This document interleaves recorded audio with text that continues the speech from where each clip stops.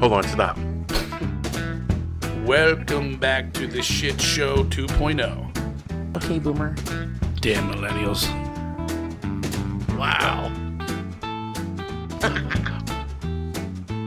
Did not know that. Even flirters who are obviously mentally ill. Oh, this is gonna go downhill real quick. What is going on? And welcome to Take on the World with Wiener Hole. Wiener Hole. Now you know who I am, motherfucker. That's a new type of beer, Wiener Hole. Yes. Goes well with the Wiener Schnitzel. And Mike D.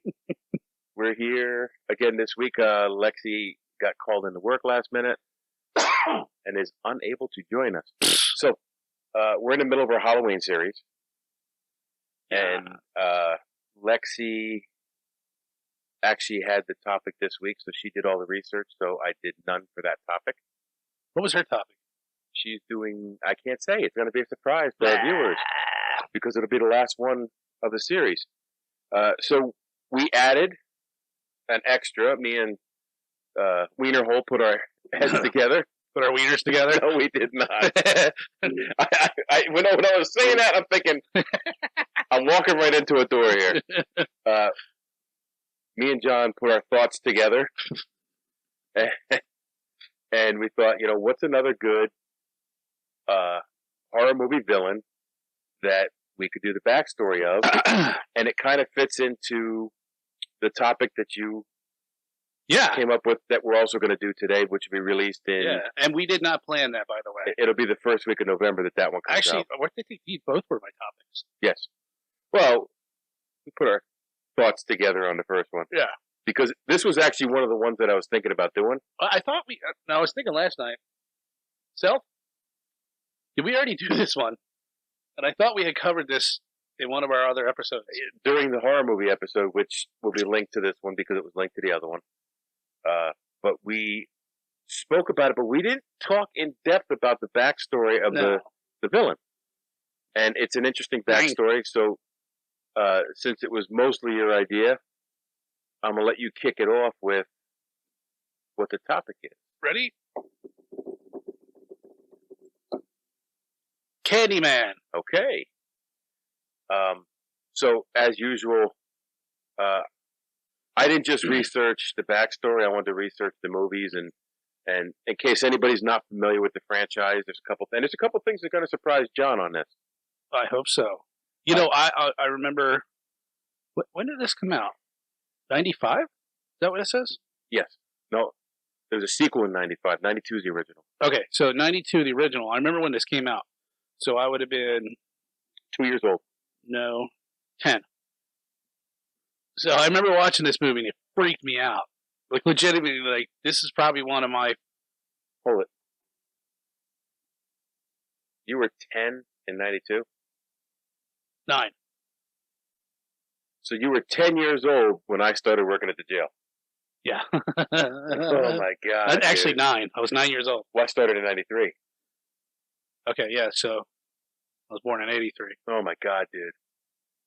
I was a little wiener hole. I was even a smaller wiener hole. And if you take notice, on the table here is an item. You guys, we'll give you a free sticker if you can point out what item doth I have retrieved because it was stolen from me. Okay, how about this? We'll give you a sticker. We'll give you a couple stickers. We'll just give you a sticker if you like the fucking episode. Yeah, if you make a comment below. A thumbs up, just something. You suck.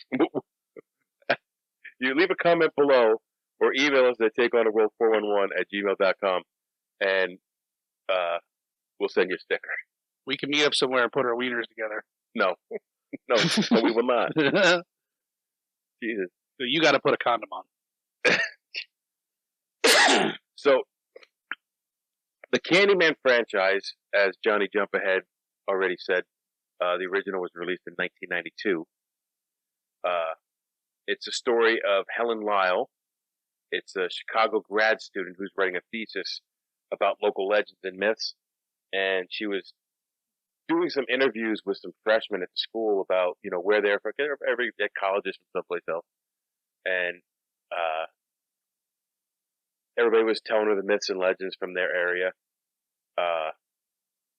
Like if someone said, "What's a legend from like the Lehigh Valley area?" A lot of people would just say martial law. Martial law is a legend. Homeless people shit in the Schuylkill River. Yeah. Anyway, Helen was interviewing a freshman, telling a story about a babysitter who called on Candyman. Now, I don't know, would we get a strike if we played the music to this? Probably. I think the music is what I really like. You know what? And the one thing I skimmed over on the research and didn't really look at was the soundtrack stuff. Okay. So I'll pull I'll cheat and I'll pull a wiki up, and we can look at the soundtrack music for Candyman, because I think I still have the wiki page up. It's playing in my head right now. Even though I don't rely on wiki for my information. I'm scared. So it's a movie franchise based on a short story written by Clive Barker, another name from our horror movie episode, because I love Clive Barker. The story was called The Forbidden, and it was from the collection of books, the collection Books of Blood. So the 1992 original was directed by Bernard Rose, but like a lot of horror movies of the 90s, it didn't get its due in the box office. I think they paid like $9 million to make this movie, and they only raked in about $25 million. If anybody goes back to our Hollywood Sucks episode, we explained how much money you have to pull in from a movie before it's actually lucrative. And if when you say you made $25 million, you only put out $9 million. Well, that was just $9 million to make it. There's marketing fees and all that other stuff. So, like, they didn't make a whole lot of money off this movie in the box, but it became a cult classic, like many movies from this era. I was actually going to watch it last night, but I didn't have time. Is it on Tubi? Yeah. Oh, maybe we check it out then. Yeah. So the sequel was A Farewell to Flesh, and that was in 1995. That's what I said to my penis when I got divorced. And in 1999, Candyman Day of the Dead was released, and this year there was in August they released the Candyman, which was a direct sequel to the first movie. But so they made a direct sequel. I'm wondering if they skipped over the other two movies like they didn't exist. Now, I've seen all these, but I'll tell you, I probably saw them in 95 and 99. It's been a minute since I watched Candyman. I haven't. I've seen the original since, like a couple times, but I don't think I've seen these. And I think theatrical release. I'm sure you'll mention the actor's name, but the dude who played Candyman. I don't. Man, what a fucking fantastic job. He was creepy in that movie. Yeah, he was creepy. And, oh, shit. I've seen him in a bunch of other things. Yeah. He's usually like that. Oh. I can see him. He's in that, some kind of like military BDUs or something like that. Major Payne? Bad guy. No, it was not Major Payne. Anyways, I digress. So, the newest film it took place in the same neighborhood as the original film. I just figured it out. It was The Rock. He's one of the bad guys who's on the Marines, and they kill the Navy SEALs. He wants to launch the rocket. Let them know we're not fucking around, General. I think that's the same guy. Anywho. If you were a Roman soldier, do you know what your name would be? Johnny Jump Ahead? What? Wiener Hole? Janus Interruptus. Anyway, so the 2021. You know something? Okay, I'll stop. The 2021 film was done in the same neighborhood, except now the neighborhood is gentrified. What does that mean? Run down? It's no longer an urban neighborhood. It's a yuppies and oh, I'm pretty sure that's right. I could be wrong. I meant it's gender fluid. I'm sorry. We're way off.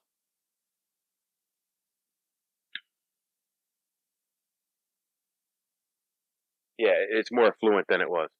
Okay. Like, it was the ghetto in the first movie, and now it is not. So it's like Reading. No. No. Reading is still the ghetto.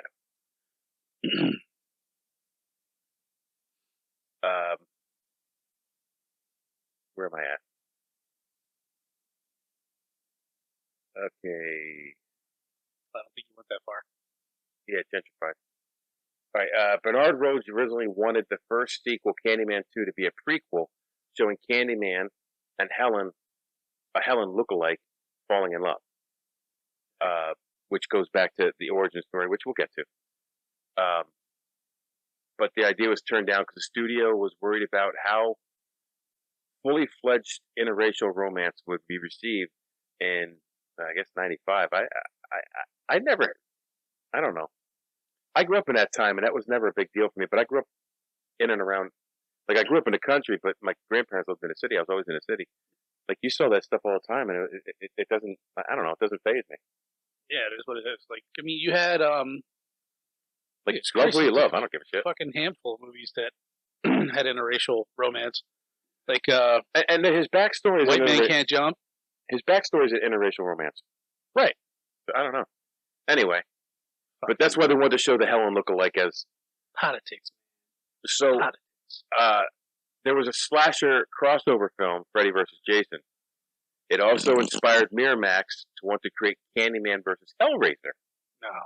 No, I don't know about that. Which we just did Hellraiser. That's up. We should link that below too.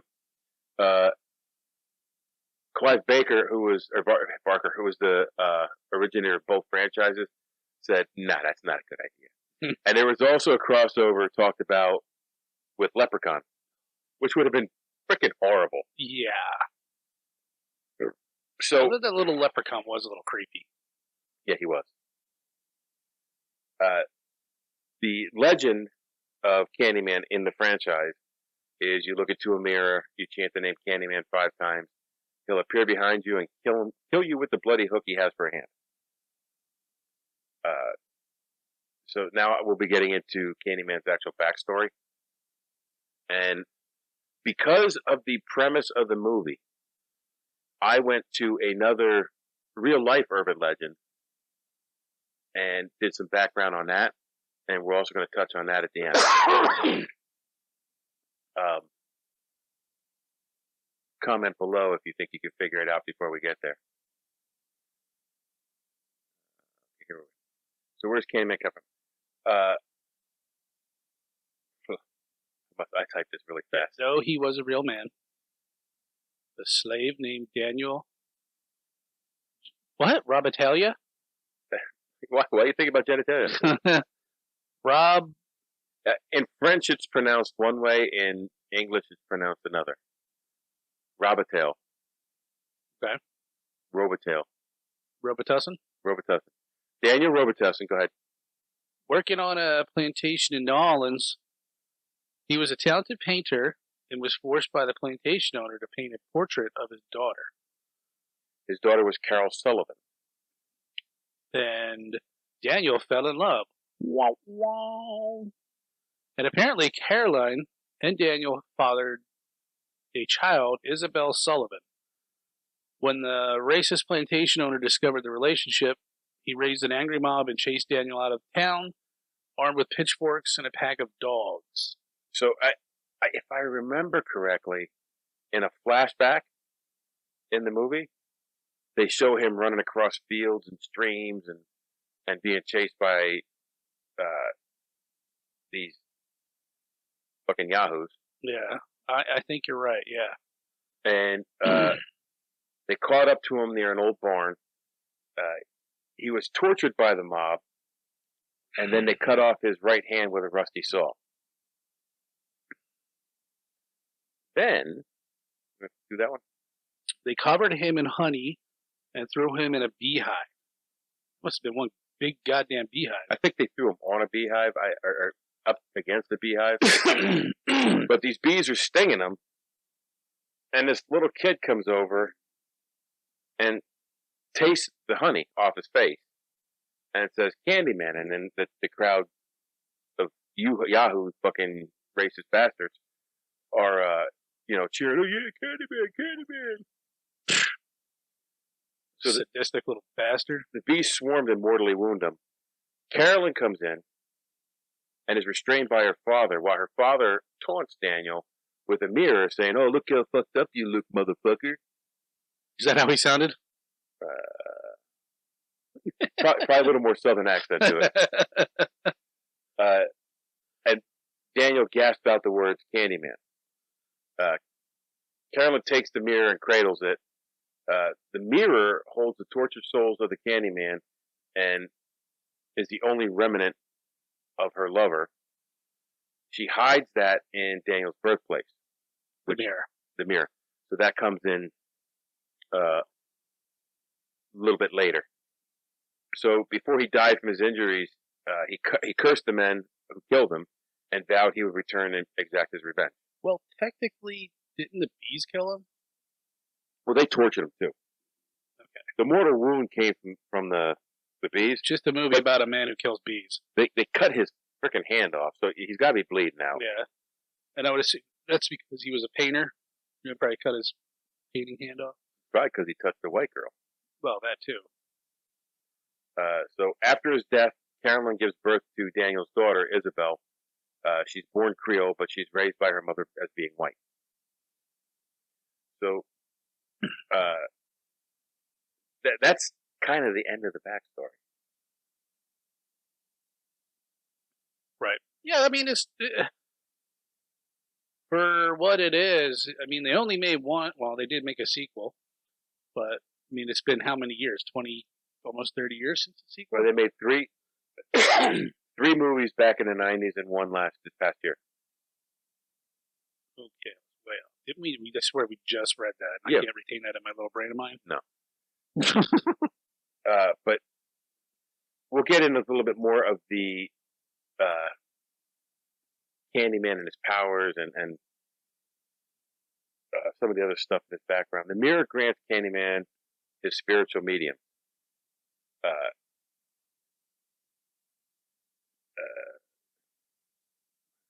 Hell. And imbues his soul with, man, what? You drinking? You type this? No, I was watching TV. You want me to read this? Yeah. It imbues his soul with the strength to kill when called upon. Summoned to the mirror of his victims who only had to call his name 5 times. Candyman would murder them with a hook he now replaced with his hand. And not just any hook. This was like some bloody-ass stump, dripping, gnarly with like chunks of meat on it. And yeah. After he kills him, he returns to the mirror. The legend was born through this, and Candyman became a monster to those who knew the tale. It is said his spirit would never rest, and now his ghost walks the world for all eternity, appearing when his name is called 5 times. Okay, so Candyman has powers granted to him by whatever. Through that mirror, he derives his power, but so one of his powers is that he's immortal.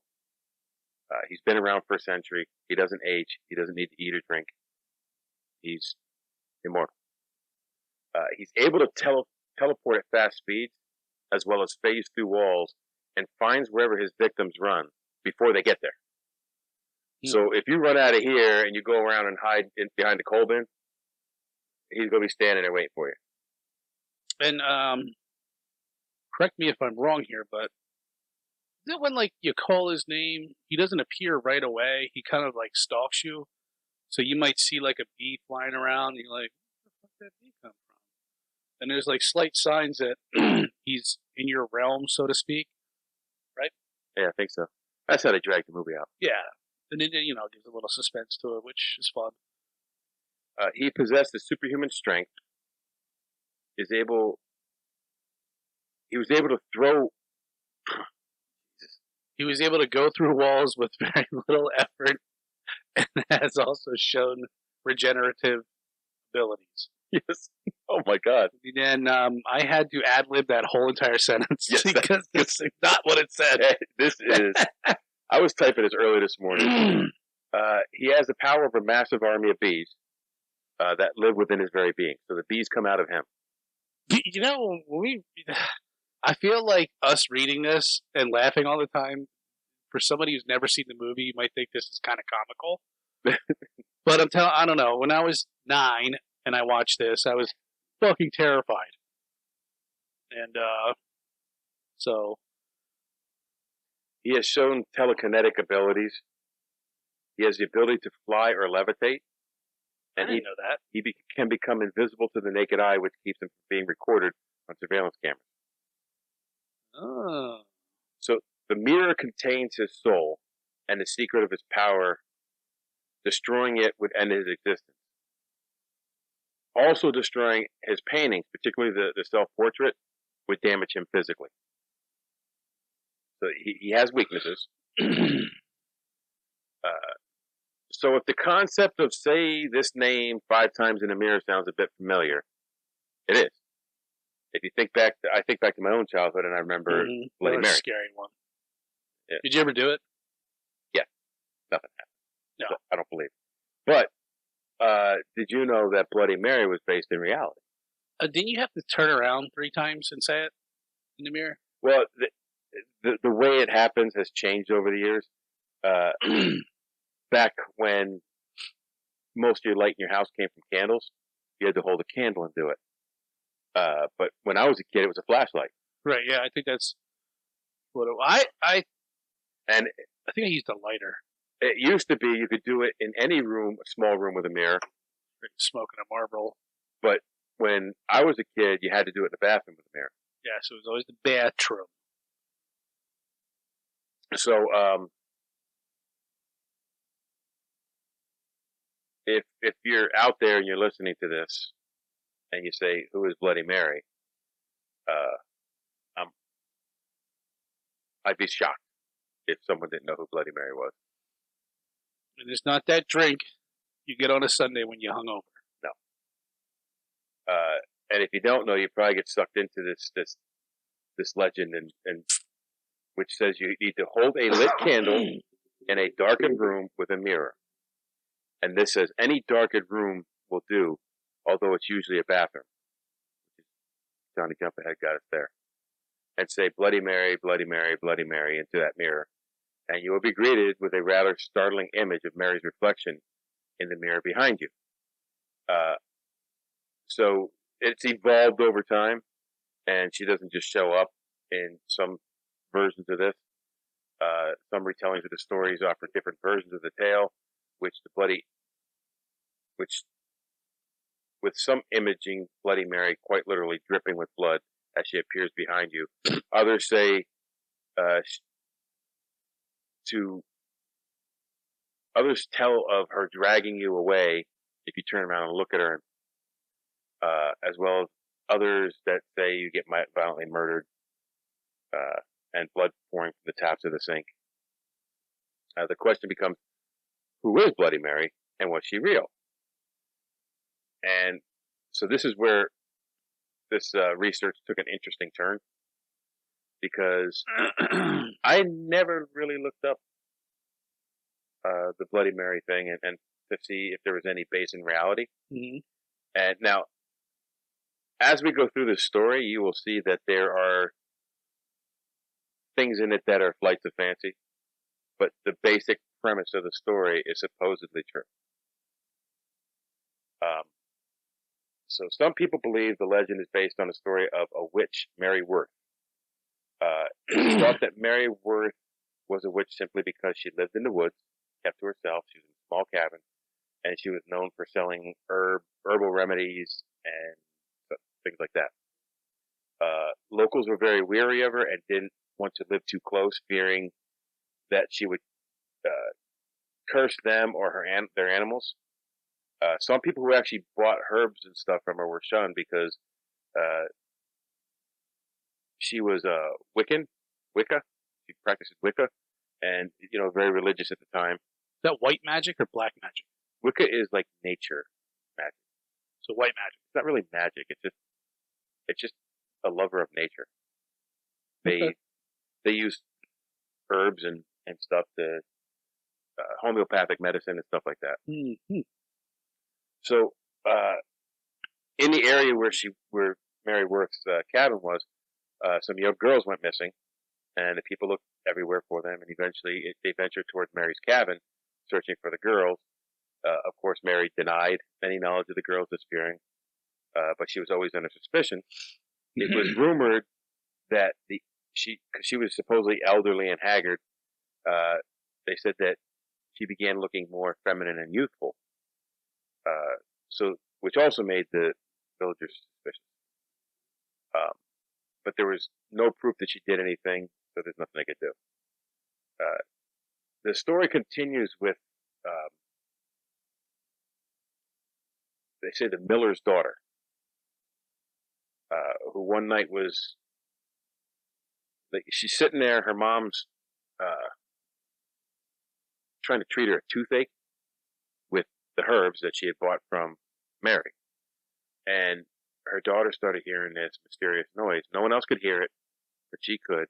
And she basically became mesmerized by it and got up and started walking out to the woods. So the miller's wife was, frightened, called for her husband, come here and help me, and follow her. They shouted and shouted to her, but she wouldn't come back. She didn't respond. It seemed like she was under some sort of spell. So they got some help from local town folk, and they're searching around the edge of the woods, and they see this light. And it's this weird light that shouldn't be there. So when they got close, they saw Mary Worth standing in the clearing next to an oak tree. So now this is where I think it's a little fanciful.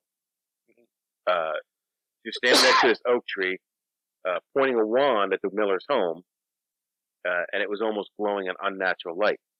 And the miller's daughter was heading towards the light. Now, the reason I find this so a little bit far-fetched, so my daughter just walked out of the house. She's walking towards the woods. I run into town and get help instead of just chasing her down and grabbing her. Right. And then when I get back from town, after looking for her, she's still walking towards the woods. Like, she wants slow ass walker. Yeah, it's like Jason in reverse. So once the town folk and her father noticed what Mary was doing, she's doing one of these. She's popping and rocking on the way. Yeah. They saw what Mary was doing, so they went after her with pitchforks. Oh, excuse me. You gonna live? No. They went after her with pitchforks and guns, and get your guns. She saw him coming. It broke the spell, and she tried to run for the forest. But the father quickly loaded his gun with a silver bullet, and he shot her in the hip. In the hip. Ow! So she was caught. They grabbed her, drug her kicking and screaming, tied her to a stake, and built a bonfire so they could dispose of the witch for good. As she was burning, she cursed the villagers, telling them if they ever uttered her name in a mirror, her spirit would return and exact her revenge. So, I believe they went after this lady, thought she was a witch. I don't believe they saw any of the shit they said they saw. Yeah. I believe that they burned her at the stake because that was not an uncommon thing for someone they thought was a witch. And then they went and they searched her property, and they found rows and rows of unmarked graves. Huh. And they believed that she was using their blood to make herself youthful. Useful. You're struggling with these words dude, today. I'm tired. I don't know why. So, the legend doesn't quite end there. The most common version of the legend states that if you chant her name 3 times in a mirror, you'll summon Bloody Mary, ghost,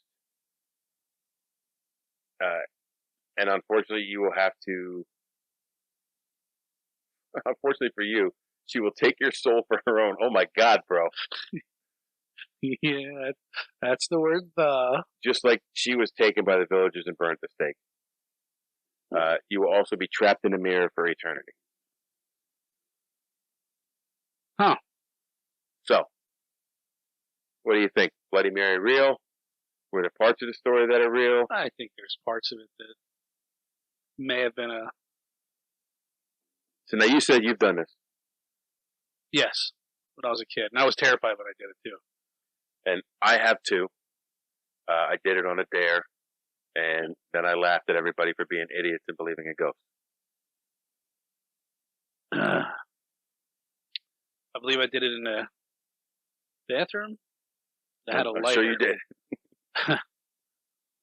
I think I had a lighter, and I believe you had to turn around 3 times. Yeah, because that would make sense. If you look, I think you had to have another mirror or something. You look in that mirror, and I don't fucking know. Bloody Mary, you stupid bitch! Oh, go fuck yourself. So there are several different iterations where if you say something 3 times, 4 times, 5 times, something evil happens, such as Beetlejuice. Mm-hmm. That didn't have to be in a mirror. You said Beetlejuice 3 times, and he appeared. Now I said it twice. I won't say it a 3rd time because that was creepy. Little I love pervy. that movie. Yeah, that was a funny movie. It was just on the other day. Hey, nice fucking model. Uh-huh.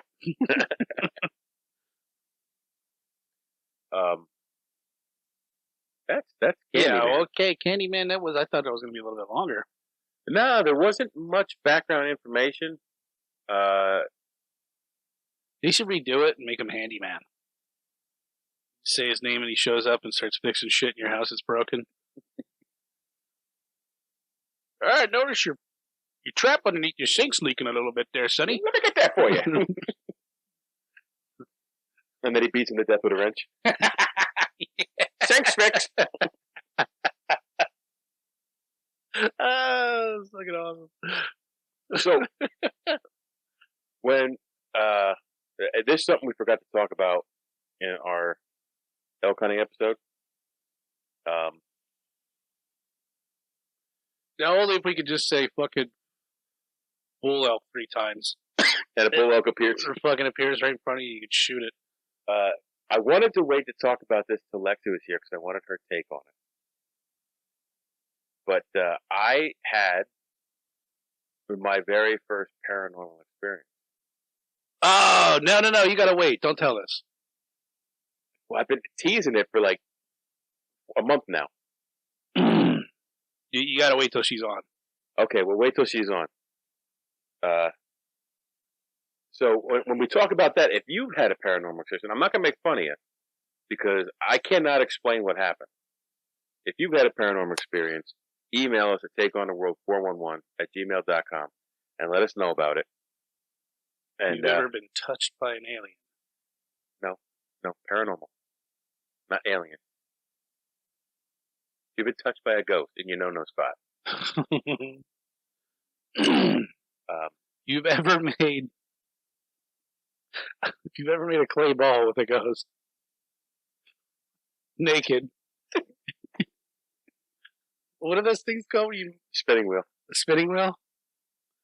A throwing wheel. A throwing wheel. Or something like that. Anyway, so we will wait for Lexi for that. So she can make fun of me. Does she believe in that kind of shit? I believe she is a believer. I am absolutely a skeptic, 100%, although I cannot explain what happened. And it would have been easier to explain if we had been drinking, but we weren't. We were just flying all day. It's probably that Asian lady. You have a Facebook? What the fuck? So I added that extra part to the beginning. Oh, great! Yes. All right. Which one did it air on? The one that goes up next week, but not the YouTube one. The one on Anchor. So it's not on the video; it's on the one on Anchor. Okay. So that's the Candyman. I actually enjoyed the movies when I was younger. I didn't think they were particularly super scary. I'm looking forward to the new one. It came out in August. Yeah, I want to watch that. So, the likelihood is if we ever go back down to Robin B's, he has all of these. Does he? I'm sure he does. Because he's got, dude, binders and binders and binders and binders of horror movies. And movies in general. So, that's it. This is a short one this week. We took on the Candyman and his backstory, his origin. So you go on out there and get your candy ass and take over the world. Or take it on. Don't take it over. Whatever. Hold on, stop. Welcome back to the Shit Show 2.0. Okay, boomer. Damn millennials. Wow. Did not know that. Even flirters who are obviously mentally ill. Oh, this is gonna go downhill real quick.